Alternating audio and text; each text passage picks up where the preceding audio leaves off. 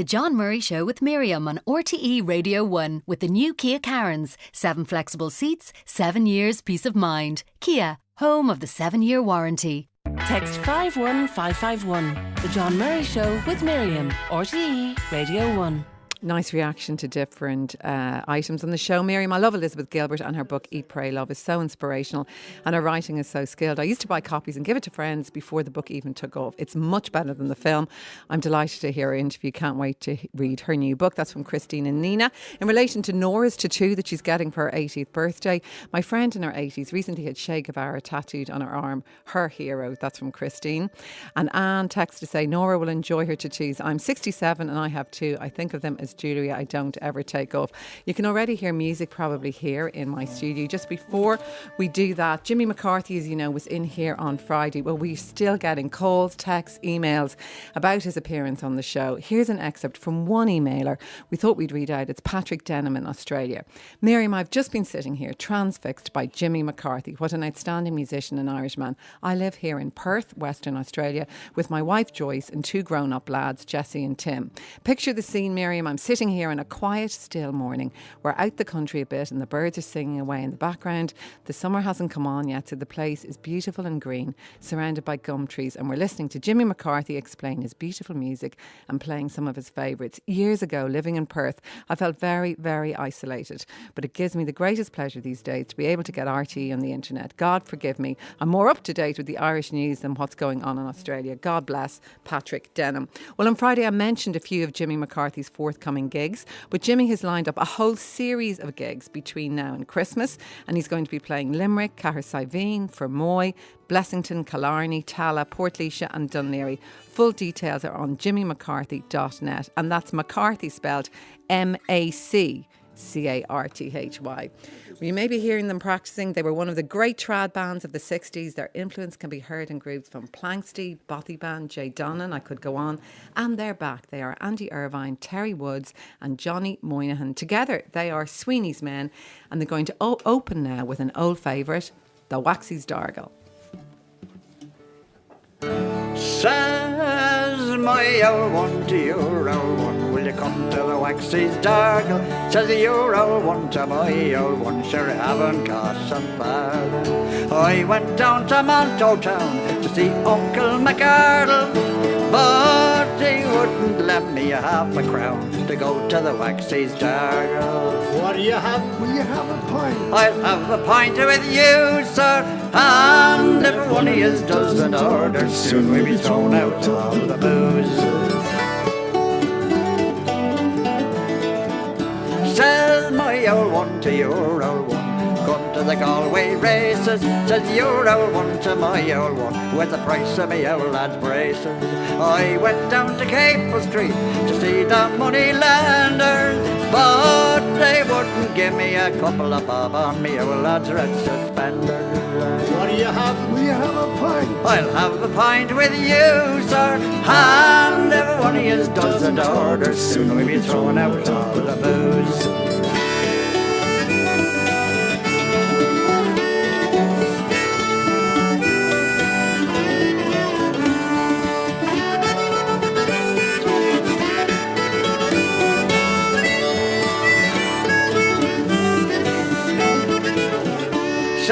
My old one to your old one, we have no beef nor mutton, but if we go down to Monto Town, we might get a drink for nothing. Here's a nice piece of advice I got from an old fishmonger: when the food is scarce and you see the hearse, you'll know you died of hunger. What do you have? Will you have a pint? I'll have a pint with you, sir, and if one of yous doesn't order, soon we'll be thrown out of the booze.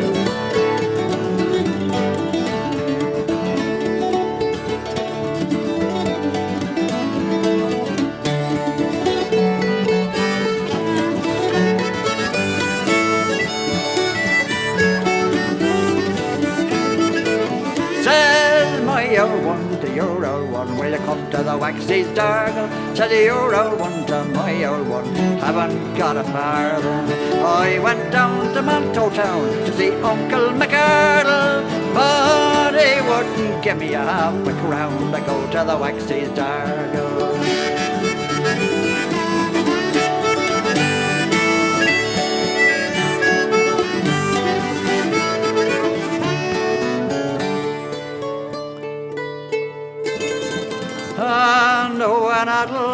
lost to heaven I make my way. The angels too will sing. What are you having? Well, I'll have a pint. I'll have a pint with you, sir, and everyone is does order. Soon we'll be thrown out with all the booze. Woo! I can see from the three of you, you love playing together. And how long have you been playing together in Sweeney's Men? Over 50 years? Well, no, 40 odd. What, since we last played together? No, when did you first start Sweeney's Men? We started in, 66? Yeah. How did it come about, Andy, actually? Well, Johnny and me had been travelling with another guy called Galway Joe Dolan in, 64 and 65. And we just spent the summer travelling around Ireland and going to Flas and playing and whatever.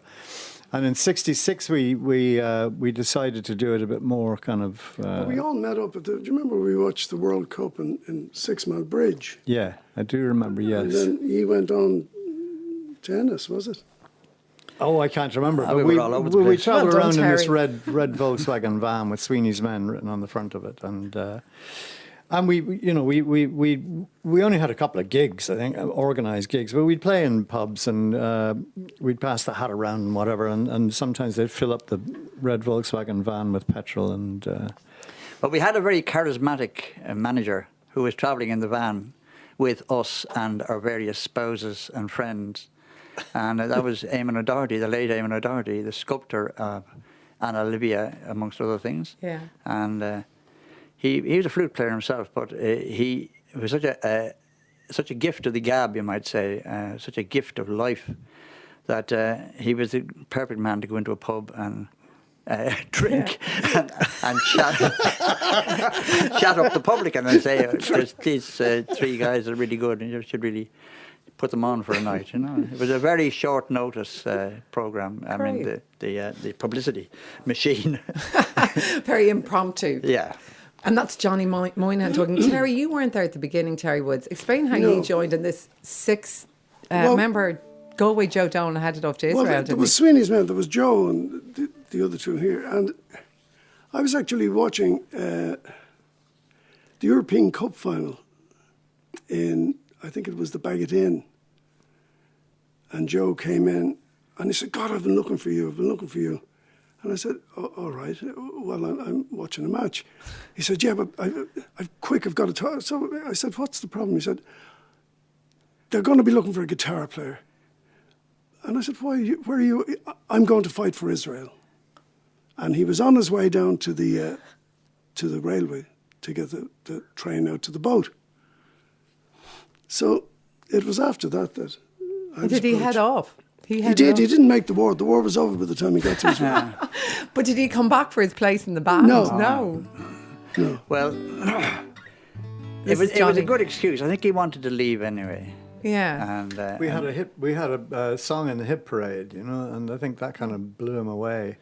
Wasn't what he'd intended at all. No. Which song was that? The Old Maid in the Garret. What was it like to have a hit? I mean, you know, today everyone seems to try to be famous and have hits, but what was it like then to have a big hit like that? I think we just all felt like three frauds. We wondered how much the manager had paid to get us in there. Where did the name Sweeney's Men come from? Where did the name come from? Well, funnily enough, Joe was reading Flann O'Brien's At Swim Two Birds at the time. Okay. When we were looking for a name, and in the one of the sections that lampooned Irish myth and legend, there was a lot of reference to Sweeney, Mad Sweeney, and the men of Sweeney, his army. And Joe piped up with the men of Sweeney. This appealed to him, and it was obviously a bit cumbersome, so it became Sweeney's Men. We'd all read and enjoyed the book anyway, so we could identify with this tree-dwelling creature. Was it fun at the time, or was it also tough? Was it difficult to make ends meet? Well, actually, it was very good for us at that point. Okay. Because things were beginning to change in terms of there were gigs becoming available. that previously weren't there. Yeah. And we did a fair amount of work around the country, and it was really good. Great. And you used to play with, there might be a big show band or something, and then We used you to get play as well. We'd get a spot. They used to take a break, a 20-minute break. And if we did a gig, let's say in Athy, and on the way back there would be a show band gig, we could go in and do 20-minute 20 minutes through two microphones, one of which was for brass instruments and was barely there. It was and weird. One of which was for the vocalist, which was up to 11. And there were some disasters.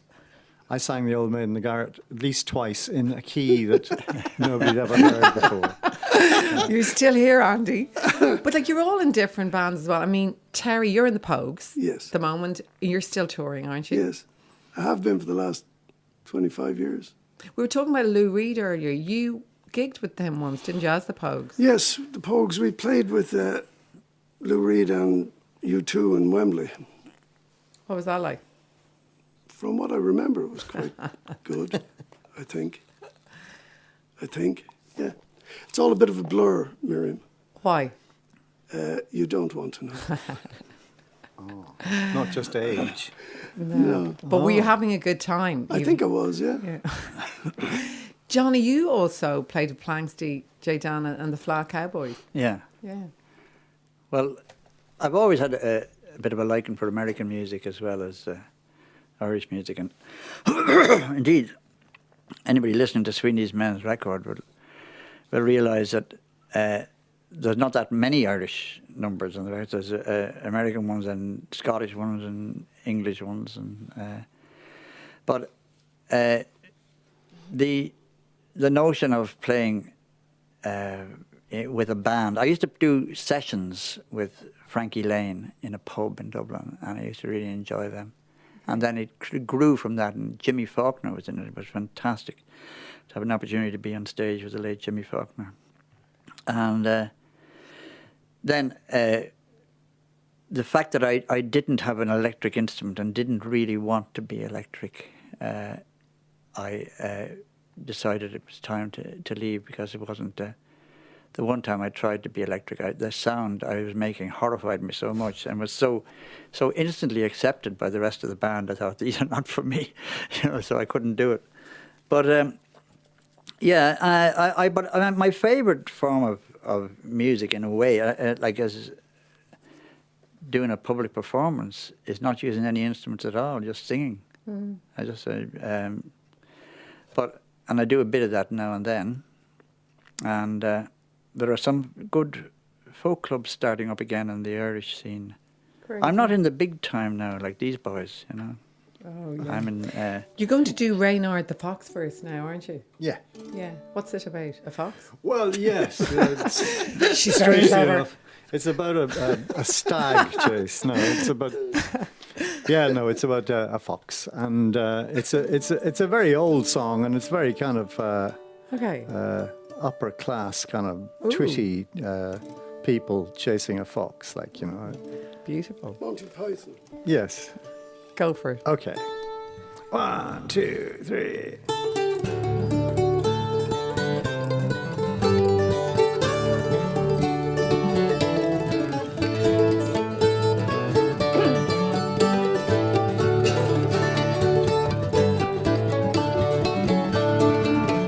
On the 4th day of March in the year 93, the first recreation was in this country. The King's County gentlemen o'er hills, dales and rocks, they rode out so joyfully in search of a fox. Tally-ho, hark away, tally-ho, hark away, tally-ho, hark away, me boys, away, hark away. When Reynard was started, he faced Tullamore and Arklow and Wicklow along the seashore. We kept his brush in view every yard of the way, and it's straight he made his course through the streets of Roscrea. Tally-ho, hark away, tally-ho, hark away, tally-ho, hark away, me boys, away, hark away. But Reynard, sly Reynard, lay hid there that night, and we swore we would watch him until the daylight. Next morning early the hills did resound with the sweet smell of horses and the sweet cry of hounds. Tally-ho, hark away, tally-ho, hark away, tally-ho, hark away, me boys, away, hark away.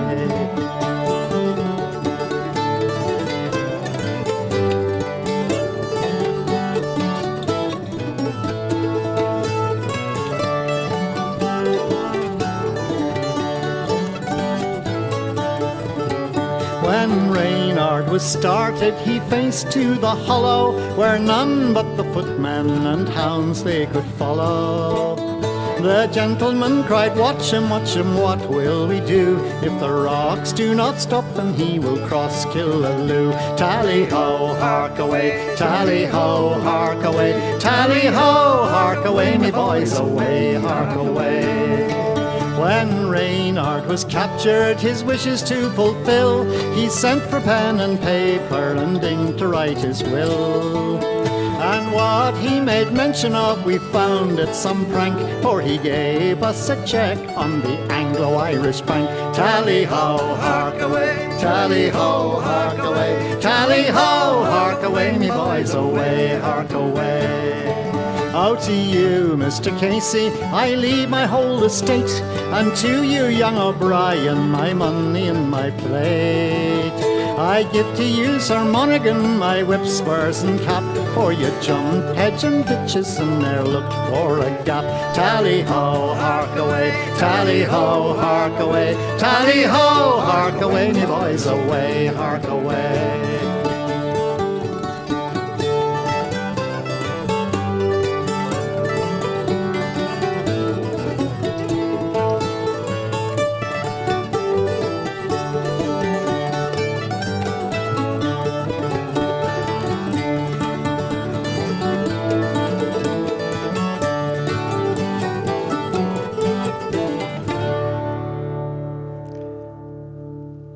Fantastic, guys. You got back together again, I know, once in 81, but it was at your birthday, wasn't it, last year in June, Andy, that you decided as Sweeney's Men you'd get back and you know, gig again. That's right, and that's what led us on to this foolishness. Which you're enjoying, quite obviously. Oh, immensely, yeah. And you've got loads of gigs coming up. You're going to be in the Town Hall Theatre in Galway on the 15th of November. You're going to be in the Set Theatre in Kilkenny on the 16th. You're here in Vicar Street in Dublin on the 22nd.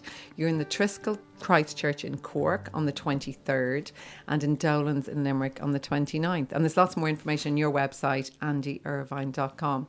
Do you like gigging as much? Do you ever get tired of it? Me, no. That's Terry. Just gigging, the effort of having to go on, and do you enjoy it just as much every night you do it? Personally, I like being on the road. Yeah. Well, me too. No, yes, I'm not going to be the odd one out. Johnny's going to... No, I do, very much so, yeah. He's the odd one in. But you've known each other for so long, almost 50 years. Is it like, has your relationship changed over the years? The dynamics between the three of you? You mean the love-hate relationship? Yeah. The love bit. I suppose it has in ways, but we've all gotten older. There's been a lot of water under the bridge. Yeah. There's probably a good time. It's very nice to actually be back, to be able, the three of us, to sit and play and to do the stuff that we did. It's really pleasurable. And to have a laugh. Yeah, we do have a laugh, which is probably one of the best things. I mean, there's always mad humour about, and it's still there. Well, look, it's been my pleasure having you in this morning. As I say, all those dates for your concerts are andyirvine.com. We're going to take a break. Best of luck to the three of you, and thanks for coming in this morning. Thanks very much. Podcast today's show at rte.ie/John Murray. The John Murray Show with Miriam.